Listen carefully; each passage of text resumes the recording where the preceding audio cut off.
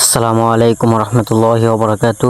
আলহামদুলিল্লাহ, আমাদের যে 1000 লেয়ার মুরগির খামার আছে, তো সেই খামারের জন্য আমরা নতুন করে বাচ্চা নিয়েছি আমাদের এই খামারে। আর যে 1000 রানিং ডিম পাড়ার মুরগি আমাদের আছে লেয়ার, তো ওইটা আমরা বিক্রি করি নাই। তো বিক্রি করার আগে আমরা বাচ্চা নিয়ে নিয়েছি, যেহেতু আমাদের একটা শেড খালি আছে, খালি শেডটাতে আমরা বাচ্চা নিয়ে নিয়েছি। কালার বার্ড বাচ্চা নেওয়ার কথা ছিল আমাদের, তারপরে আমরা কালার বার্ড বাচ্চাটা নিয়ে নাই, যেহেতু অনেকদিন যাবত আমাদের কালার বার্ডে লস হইতেছে। এই কারণে আমরা এই শেডে আমরা লেয়ার মুরগি বাচ্চাটা নিয়ে নিয়েছি 1050 পিস। এমনিতে আমরা এই খামারে 2000 লেয়ার মুরগি পালন করছি তার আগে। তো এখন যেহেতু অন্য খামারের জন্য বাচ্চা নিয়েছি, এই কারণে আমরা 1050 পিস বাচ্চা নিয়েছি। আর এই খামারে আমরা কালার বাট মুরগি পালন করতেছি প্রায় অনেক বছর যাবত। লেয়ার মুরগি পালন করা হয় না এই খামারে। তো আমাদের যেহেতু বর্তমানে লেয়ার মুরগি বাচ্চার দামটা অনেকটাই কম এবং সকল বাচ্চার দামই কম, যেহেতু মুরগির বাজারটা অনেকটাই কম, এই কারণে আমরা কম টাকাকালীন এই কারণে আমরা লেয়ার মুরগি বাচ্চাটা নিয়েছি। তো কালার বাট মুরগি আমাদের অনেক খামারে আছে। তো পাশের শেড আমরা নতুন করে বাচ্চা নিয়েছি কালার বাট। তো এই শেডটাতে আমরা লেয়ার মুরগি বাচ্চা নিয়েছি, যেহেতু লেয়ার মুরগিটা আমাদের যেটা রানিং ডিম পারতেছে ওইটার বয়স প্রায় অনেক দিন হয়ে গেছে।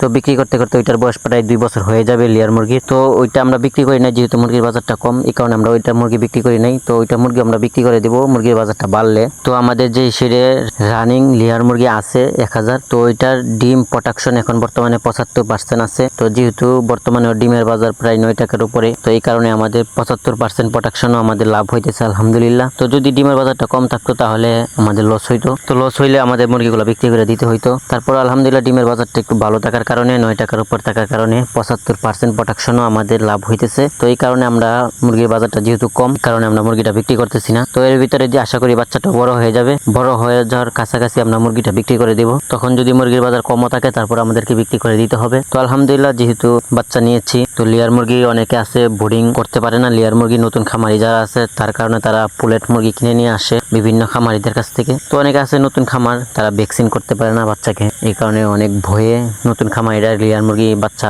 পালন করে না। তো আসলে ডাক্তারের পরামর্শ, যদি কোনো নতুন খামারি লেয়ার মুরগি বাচ্চা খামারে উঠিয়ে থাকে, তাহলে ডাক্তারের পরামর্শ নিয়ে তারা ভ্যাকসিন সুন্দরভাবে করে যদি নিজে পালন করে নিতে পারে ছোটবেলা থেকে, তাহলে একজন লেয়ার মুরগি খামারির, নতুন খামারির প্রায় অনেক টাকাই সেভ হবে। আর যদি তারা পুলেট কিনে নিয়ে আসে মুরগি, তাহলে অনেক টাকাই বেশি লাগবে নতুন অবস্থায়। তো নতুন খামারিদের উদ্দেশ্যে বলবো যে আপনারা বাচ্চা অবস্থায় লেয়ার মুরগিটা পালন করার চেষ্টা করবেন। পুরনো খামারিদের কাছ থেকে অভিজ্ঞতা নেবেন, তাহলে আশা করি আপনার বাচ্চাটা পালন করতে পারবেন। পুলেট কেনার থেকে আপনাদের বাচ্চাটা কেনার অনেকটাই ভালো হবে যদি পালন করতে পারেন। তো যেহেতু আমরা আগেও মুরগির বোর্ডিং করেছি লেয়ার মুরগি, তো এই কারণে আমরা আবারও বাচ্চা নিয়েছি, যেহেতু বাচ্চার দামটা কম। যেহেতু বর্তমানে লেয়ার মুরগি বাচ্চার দামটা কম আছে, আপনারা যারা নতুন খামারি আছেন লেয়ার মুরগি নিবেন চিন্তা ভাবনা করতেছেন, বাচ্চার দামটা কম থাকাকালীন আপনারা নিয়ে নেন। যখন বাচ্চার দামটা একটু বেড়ে যাবে, তখন লেয়ার মুরগি বাচ্চার দামটা অনেকটাই বেড়ে যাবে, কেননা লেয়ার মুরগি বাচ্চার দাম সবসময় বেশি থাকে। এখনো বর্তমানে 50 থেকে 60 টাকার ভিতরে বাচ্চার দামটা আছে। তো এর আগে আমরা যে 1000 রানিং ডিম পারতেছে যে মুরগিগুলা,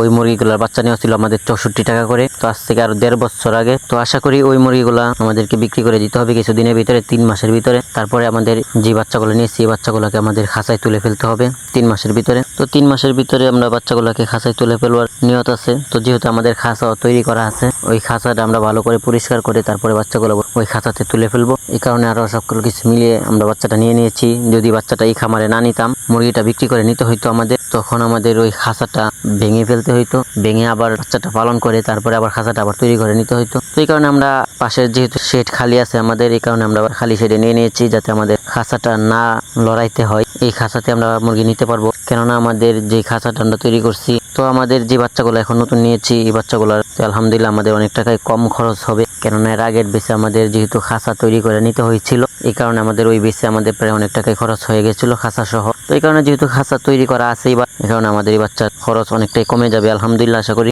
তো এখন বর্তমানে কারেন্ট নাই, এই কারণে আমাদের বাচ্চাগুলো একটু ধোলা হয়ে আছে। কারেন্ট আসলে আশা করি বাচ্চাগুলো চড়ে যাবে, কেননা লেয়ার মুরগির বাচ্চার বোর্ডিং করা তেমন কোনো কঠিন না। যদি নতুন খামারি একটু ডাক্তারের পরামর্শ নিয়ে, অভিজ্ঞ খামারিদের পরামর্শ নিয়ে যদি বোর্ডিংটা করে, তাহলে আশা করি সকল লেয়ার মুরগি খামারিদের জন্য ভালো হবে। কেননা বাচ্চা অবস্থায় পালন করার সকল খামারিদের চেষ্টা করবে, কেননা নিজের হাতে যদি আপনি ভ্যাকসিন করে নিতে পারেন বাচ্চাগুলার, পুলেটের মুরগিগুলো পালন করার একটু সাহস পাবেন। আর যদি আপনি পুলেট কিনে নিয়ে আসেন, তখন আপনার ভিতরে একটু দুর্বলতা থাকবে, কেননা ভ্যাকসিন হয়তো হয়তো দিতে পারে, নয়তো না দিতে পারে।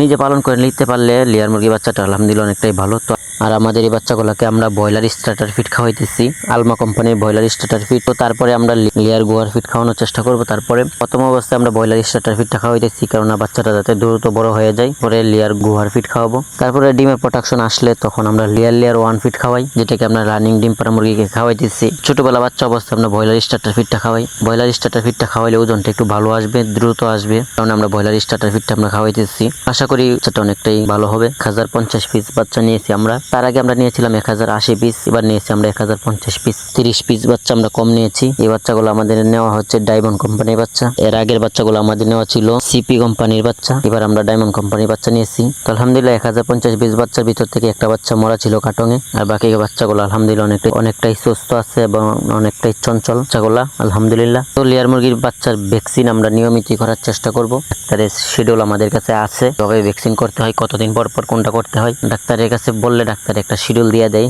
তো খামারিদেরকেই শিডিউল দেখে দেখে ভ্যাকসিন করে নিতে হয়। আলহামদুলিল্লাহ আমাদের এবার বেচ নিয়ে আমাদের এবার 3বার লেয়ার মুরগি পালন করা হইতেছে। প্রথম অবস্থায় আমরা 5000 লেয়ার মুরগি পালন করছিলাম, তারপরে 5000 বিক্রি করে তারপর থেকে আমরা 1000 পালন করি। এইবারও আবার 1000 নিয়েছি। তো প্রথম যে সময় 5000 নিয়েছিলাম তখন আমাদের প্রায় অনেক টাকা লস হয়েছিল, এই কারণে তারপরে আমরা লেয়ার মুরগিটা পালন করি নাই অনেক দিন যাবত। তারপরে আবার 1000 নিয়েছি, তারপরে এখন আবার বাচ্চা নিয়েছি। আমাদের সামনে বাচ্চাগুলোর ভিডিও আমরা সামনে আরো অনেকটাই দিব, কিভাবে পালন করতেছি ওইটা আমরা সামনে ভিডিওতে বলার চেষ্টা করব ইনশাআল্লাহ। আলহামদুলিল্লাহ সকলের কাছে দোয়া চাই, সকলে দোয়া করবেন আমাদের জন্য। তো আজকের ভিডিওটি এ পর্যন্তই, সকলে ভালো থাকবেন।